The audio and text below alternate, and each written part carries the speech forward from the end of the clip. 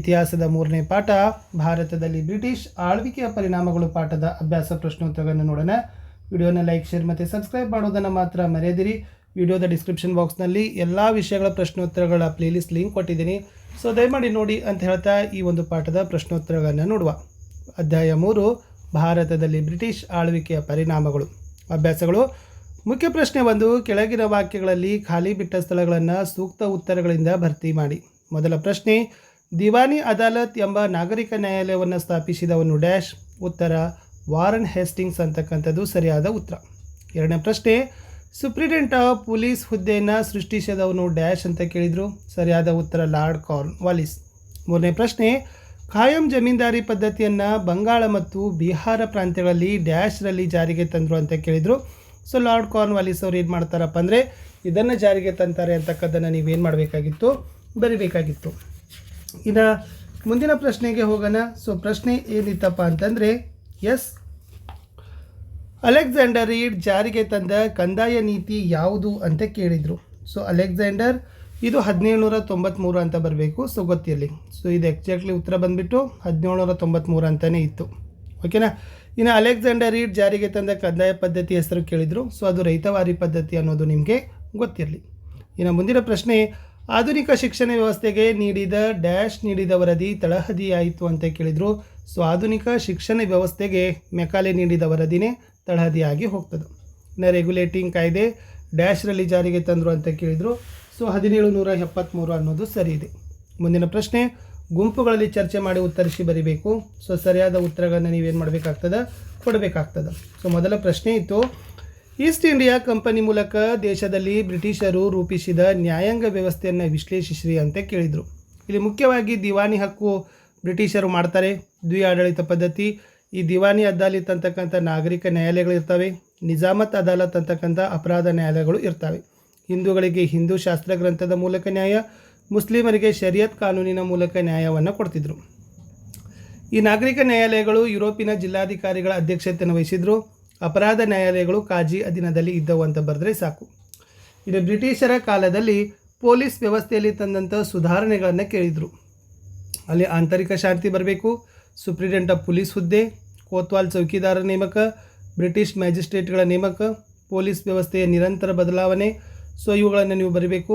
Police ಕಾಯ್ದೆ ಜಾರಿ, police commissioner ಕಾಯ್ದೆ ಜಾರಿ ಅಂತ ಕೂಡ ಬರೆದ್ರೆ ಸಾಕು. ಮುಂದಿನ ಪ್ರಶ್ನೆ, ಬ್ರಿಟಿಷ್ ಭೂ ಕಂದಾಯ ನೀತಿಗಳಿಂದ ಭಾರತದ ರೈತರು ಸಾಲದಲ್ಲಿ ಹುಟ್ಟಿ ಸಾಲದಲ್ಲಿ ಬದುಕಿ ಸಾಲದಲ್ಲಿ ಸಾಯುವಂತೆ ಆಯಿತು, ಹೇಗೆ ವಿಮರ್ಶಿಸಿರಿ ಅಂತ ಕೇಳಿದರು. 1793ರಲ್ಲಿ ಲಾರ್ಡ್ ಕಾರ್ನ್ ವಾಲಿಸ್ ಜಾರಿಗೆ ತಂದ. ಜಮೀನ್ದಾರರು ಭೂಮಾಲೀಕರಾದರು. ಭೂಮಾಲೀಕನಿಗೆ ಲಾಭ. ಇವನು ರೈತರಿಂದ ಹೆಚ್ಚಿನ ಹಣವನ್ನು ವಸೂಲಿ ಮಾಡಿದ. ಬರಗಾಲದಲ್ಲಿ ಕೂಡ ಕಂದಾಯವನ್ನು ವಸೂಲಿ ಮಾಡ್ತಾಯಿದ್ರು. ಕೃಷಿ ಕಾರ್ಮಿಕರಿಗೆ ನಿರಂತರವಾಗಿ ಕೆಲಸ ಮಾಡಲು ಅವಕಾಶ ಸಿಗಲಿಲ್ಲ. ರೈತರು ಸಂಕಷ್ಟಕ್ಕೆ ಒಳಗಾಗ್ತಾರೆ.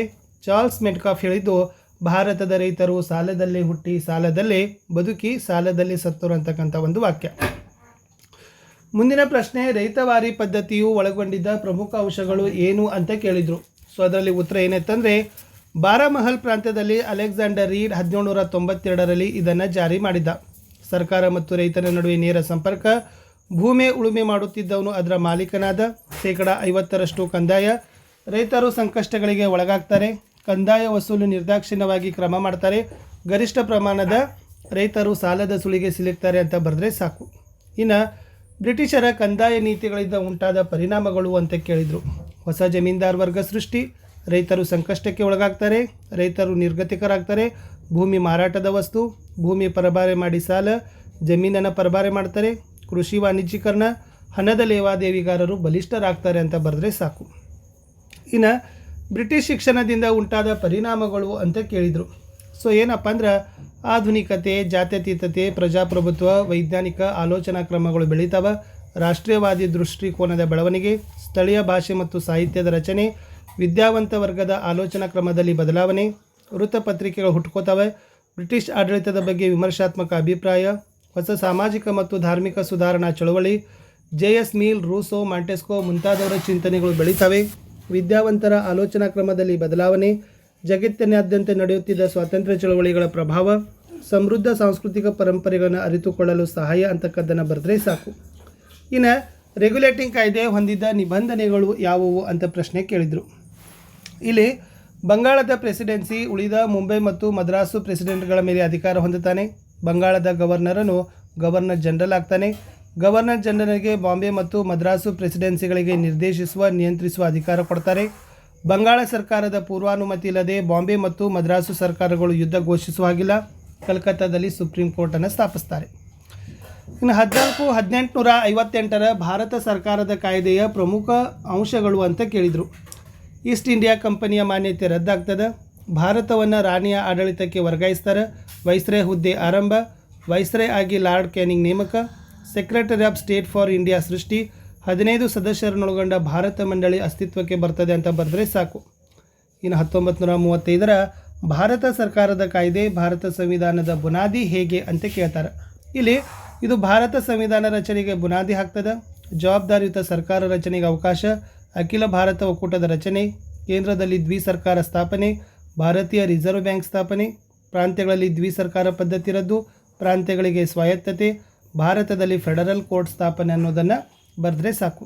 ಲಾಸ್ಟ್ ಕ್ವಶನ್, 1919 ಕಾಯ್ದೆಯ ಪ್ರಮುಖ ಅಂಶಗಳನ್ನು ಕೇಳಿದರು.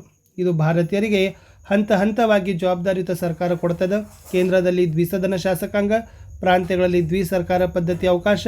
ಭಾರತಕ್ಕೆ ಒಬ್ಬ ಹೈಕಮಿಷನರನ್ನು ನೇಮಕ ಮಾಡ್ತಾರೆ. ಸ್ವಯಂ ಆಡಳಿತವುಳ್ಳ ಸ್ಥಳೀಯ ಸಂಸ್ಥೆಗಳ ಅಭಿವೃದ್ಧಿ.